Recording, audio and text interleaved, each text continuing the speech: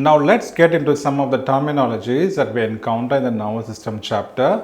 So I have outlined all of these procedures and structures as per the CPT manual. If you have a good understanding of all these medical terminologies plus the procedures, then certainly this would be a good way to start with.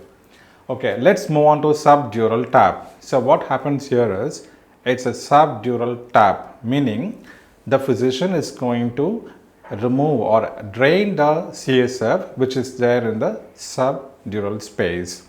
So sometimes this can be a hematoma, or mostly it is actually the removal of the CSF or which is in excess. So the excessive CSF is being drained through the subdural space. Next comes the ventricle. Ventricle, as we know, it's a region that is found in the heart, the right and the left ventricle. Same way we have the right and the left ventricles of the cerebrum. Cisternal puncture. Cisterna magna. When we talk about a cisternal puncture, it is a cisterna magna. This is nothing but the space between the cerebellum and the medulla. So it is also known as a cisterna cerebello-medullaris. So this is an anatomic space through which we can also remove the CSF.